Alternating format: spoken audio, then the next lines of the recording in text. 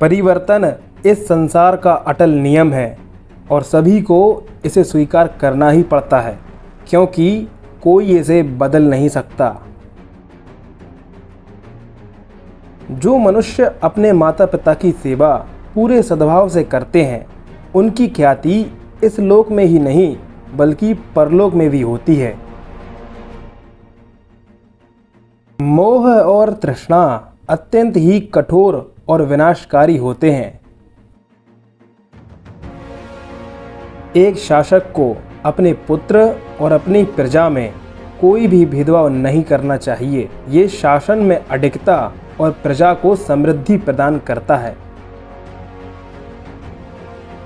मोह में फंसकर और अधर्म का प्रतिकार न करने के कारण ही महाभारत जैसे युद्ध से महान जनधन की हानि हुई है।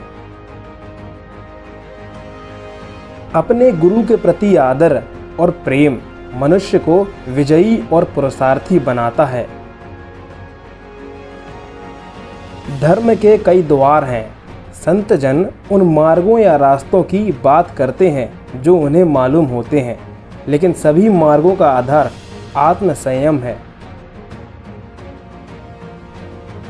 कठिन परिस्थितियां आना इस जीवन चक्र का नियम है। बिना विचलित हुए उनका सामना करना सफलता का द्वार है। सत्य और धर्म का अनुकरण करने पर एक लघु प्राणी चींटी भी हाथी से ज्यादा शक्तिशाली हो जाती है। बड़े से बड़ा शूरवीर भी अगर अधर्म और अन्याय का साथ देता है तो धर्म के आगे उसे भी अंततः झुकना ही पड़ता है। सत्ता सुख भोगने के लिए नहीं, अपितु कठिन परिश्रम करके समाज का कल्याण करने के लिए होती है। एक मनुष्य को अपनी मातृभूमि सर्वोपरि रखनी चाहिए और हर परिस्थिति में इसकी रक्षा करनी चाहिए। समय अत्यधिक बलवान होता है। एक क्षण में समस्त परिस्थितियां बदल जाती हैं। विधि के विधान के आगे कोई नहीं टिक सकता। एक पुरुषार्थी को भी वक्त के साथ मिटकर इतिहास बन जाना पड़ता है। जिसे सत्य पर विश्वास होता है और जो अपने संकल्प पर दृढ़ रहता है, उसका सदैव कल्याण होता है। अपने आत्मबल, आत्म सामर्थ्य, विवेक, शालीनता और तेज से ही मनुष्य की पहचान होती है। जिसके साथ सत्य हो उसके साथ धर्म है, और जिसके साथ धर्म हो उसके साथ परमेश्वर है, और जिसके साथ स्वयं परमेश्वर हो उसके पास सब कुछ है।